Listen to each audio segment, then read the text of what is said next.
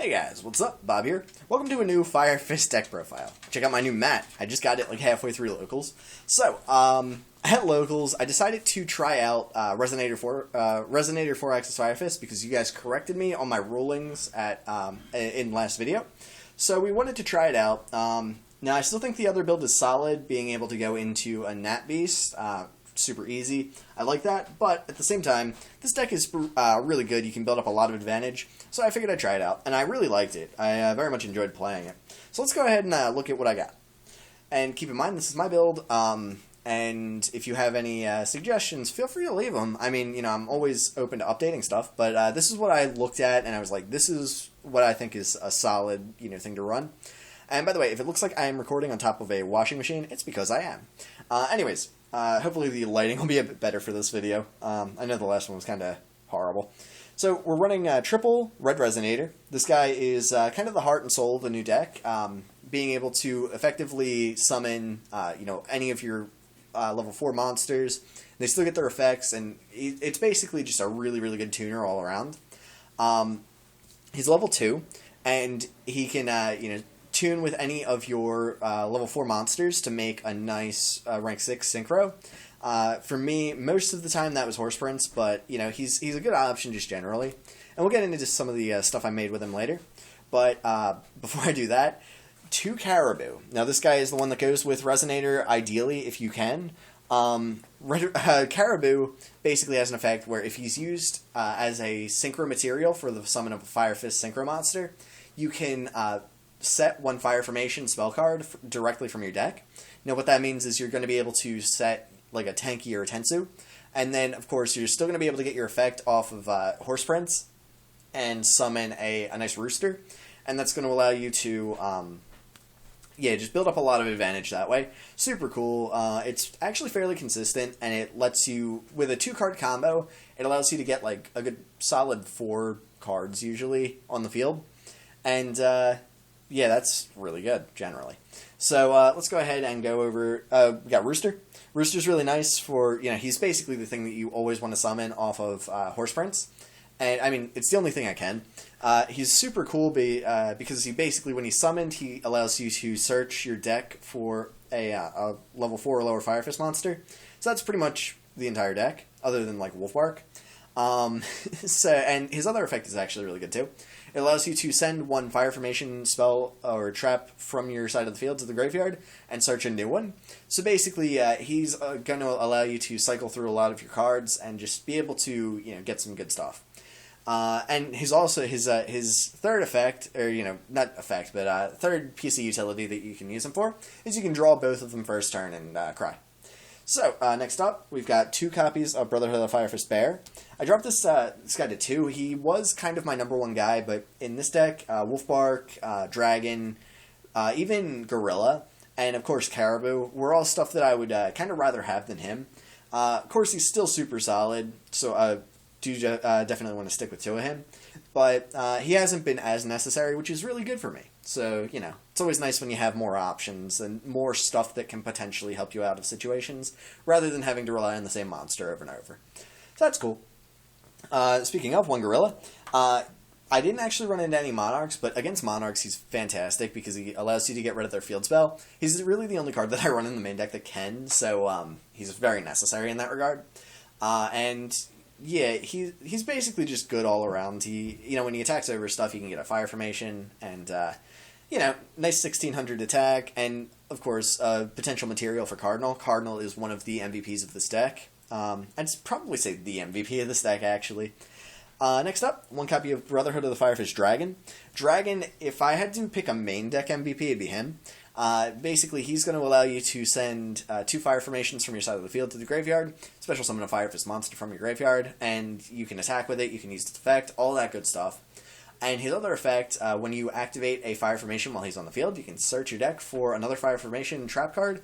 So basically, you can, you know, search a Tensen. Super good because that allows you to basically, you know, boost up your attack. You can use it as fuel for Cardinal's effect, and you can use it as fuel for Magic Planner. It's basically just a really, really good ability all around. So that's cool. And then last up, 1 Boar. Boar is, you know, level 4 tuner, and he allows you to go into stuff like Crimson Blade or Kieran. Crimson Blader saw more use than Kieran did, but at the same time, they're both pretty good. So yeah, Boar, I'd definitely stick with one of him. And then last for the monsters, triple Coach Soldier Wolfbark. This guy's amazing, just being able to search him very easily. His effect is free, and he just allows you to build up a lot of advantage for very cheap. So I definitely like Wolfbark. At 3, I don't think I'd cut him to 2. A lot of people say, like, oh, 3's too many. I never really ran into the problem of having too many Wolfbarks early game, so, you know, take that for what you will. Anyway, let's go ahead and move on to the spells. Of course, triple Tenki. Tenki is probably the best fire formation in the game, in my opinion. Just being able to, search whatever you want. Definitely want 3 of those. Double Tensu. I dropped this down to 2. I think that in the other build, 3 was preferable, but with this, you're able to search your deck very efficiently. So 2 is good enough. And, getting that extra normal summon, very, very crucial in a lot of matchups, or, just a lot of games generally. It doesn't matter who you're playing against. Having that extra normal summon, it really allows you to do some of your best combos. I wouldn't necessarily call anything that this deck does broken, because a lot of the stuff really isn't that good on its own. But just with the combination of how efficiently you're able to do all the combos in the deck and not run out of cards, I'd say that it's very, very good. And of course, one Gyokkou, this guy basically allows you to target one card on your opponent's side, or one spell or trap on your opponent's side of the field, and it just can't activate. I didn't use it a ton, but when I did, it was very effective. It did save me from a Mirror Force at one point, and just being able to make it so that your opponent always has to kind of keep in the back of their mind, like, maybe he's going to set this thing, or, maybe he's just going to activate it, and I'm just not going to be able to use my back row. It's been really good. And then, triple Resonator Call. This is, non-fire fist, or fire formation spells, obviously. Triple Resonator Call. Now, some people don't like the idea of running 3 of a card that you only have 3 targets for it. But at the same time, you really, really want to hit those resonators, so being able to search them efficiently is definitely big. One Raigeki, destroy your opponent's monsters, really good. Double Instant Fusion, being able to go into Norden, again, really good. This is mostly rank 4s, but you can also use Norden to bring back your Red Resonator, and potentially, if you have like a Cardinal on the field, you can synchro into Trish. That's a really good combo. Or not even combo, it's just a really good play, I'd say. It's not really a combo. And then, of course, Magic Planner. You run a lot of continuous traps, so Magic Planner at 1 I think is really good. I don't think I'd pump it up to 2, though. I think that at 1, it's one of those things that, like, when you draw into it, you can usually use it. If you ran 2, you could potentially draw 2 of them at the same time, and that wouldn't be super good, because then you probably wouldn't have the targets for it. With this, I never didn't have a target for it, and I was always able to just kind of use it. It was like sprinkles on ice cream. It just made my good hands better. So, there you go. Next up, traps. We are running 2 copies of Tensen. Since I am running Cardinal, I was able to bump that up to 2 without any real problems. I don't think I would ever use anything more than the 2 Tensen. Like, I don't think any of the other... they have that ultimate fire formation trap that's pretty good, but it's really, really difficult to use. 2 of these, it's magical planner food, it's, food for all of your Fire Fist monsters, and, Dragon can search it very easily, Cardinal can search it really easily. It's not the best trap in the game, obviously, but at the same time, searchable, it's free, so it's definitely worth running. I don't think I could run this without, using at least 1, but 2 was a pretty good, number for me. Double Solemn cards, Warning and Strike, obviously very, very good cards generally. You're usually going to be able to keep some monsters on the field, so having the ability to make it so your opponent doesn't get to have monsters on the field is really nice, because they're really not going to be able to break your field with after getting Solemned, so you can potentially just kind of keep the advantage on your side and not lose, basically. That's the idea. 1 Vanities, because I think Vanities pretty much goes in everything. I really like it. It won me a game, and again, if you don't really have any use for it, you can flip it and just activate Magic Planner and send it to the graveyard. Not that you ever really do that, but it is an option. 1 Bottomless, because it's really good, especially against like pendulums and stuff, but just generally, Bottomless has always been really good. Triple Fiendish Chain. Now, Fiendish Chain actually won me a couple of games. You'll see it when I got all the replays. I'm gonna post. Excuse me. I'm gonna post them all. But yeah, Fiendish Chain is really good. It's just a really good card. Again, Magic Planner food, and it's just, you're able to prevent your opponent from attacking, prevent them from using their effects, all that good stuff. 2 copies of Quaking Mirror Force. I really like Quaking Mirror Force. I think it's one of the best cards in the game. Maybe not necessarily as good as Storming Mirror Force, but at the same time, you're able to slow down the pace of the battle.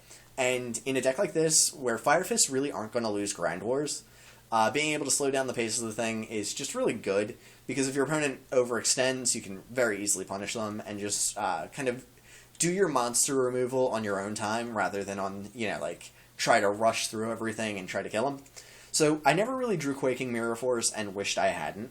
So that's always nice. And then one Call of the Haunted. Again, Magic Planner food, and Call of the Haunted is really good in this deck because it is basically most of the monsters in this deck are not just one monster. They're going to be able to get you some sort of advantage, whether it be like, a gorilla being able to pop stuff, or a bear being able to pop monsters, or, dragon that you can build up advantage off of with his, being able to set a fire formation trap, or, send 2 fire formations from your side of the field to the graveyard to summon something. Wolfbark, obviously, going to be able to summon an extra monster. Basically, all of your targets for this are going to have potentially some other effect that allows you to build up advantage off of them. So you're never just, activating Call of the Haunted and just getting 1 card off of it. It's always at least 2. So that's really nice. It fits really well in this deck. And again, if you overlay into an Xyz monster, this stays on the field so you can Magic Planner it later. I know I keep talking about Magic Planner, but it's just one of those things that it has really good synergy with everything. So I wanted to point that out. And synergy is really the name of the game for this deck. No one card, like I said before, I don't think any individual card in Fire Fist is broken, or even super amazing. But at the same time, they're all really good, and I think that's worth it. Next up, the extra deck, and it's going to be very similar to the last one, but 2 Tiger King. He's really good generally, just being able to build up advantage off of a decent beater. 1 Cardinal. Only running 1 Cardinal. I had to free up some extra space for some synchros. But Cardinal is still one of the best cards, probably the best Xyz monster you can go into in this deck. Being able to eliminate 2 of your opponent's cards, and it can be like anything, is just really good. 1 Dweller, just good against, potential. There are a bunch of decks that this is good against. 1, Castell, because he just pops stuff. 101, because I like being able to eat my opponent's monsters. 1 Dark Rebellion, because he's just really good at getting over stuff. And that can actually be kind of an issue, just not having the power to get over stuff. 2 Norden, because we're running 2 Instant Fusion, and I'm going to run 2 of these, just in case I draw both. You never know. Synchros, let's see. Double Horse Prince, because we're running, enough stuff to go for 2 of them. We are running, 2 Cardinals, so I wouldn't want to run 3 of these or anything, but, you'd want to have both. 1 copy of Goyo, because he's another level 6 Synchro that you can potentially summon really easily. And Goyo's pretty good. He's got a good attack, and he's got a pretty good effect. It was either him or Vulcan the Divine, and I decided to go with Goyo just because I think he's better generally. But that said, Vulcan the Divine is a good option if you don't feel like going for Goyo. And then for the 8s, Kirin and Crimson Blader, because both of these are really good in certain situations. Kirin allows you to build up some advantage. Crimson Blader allows you to beat a lot of different decks. There are a bunch of decks that just can't deal with, if you use his effect, they just can't summon stuff. A lot of the Pendulum-based stuff. And Monarchs, obviously. And then last one, Trish, because you can make it. Basically, it's always been my kind of train of thought that if you can make Trish, you should put it in the deck, just because it's such a good card.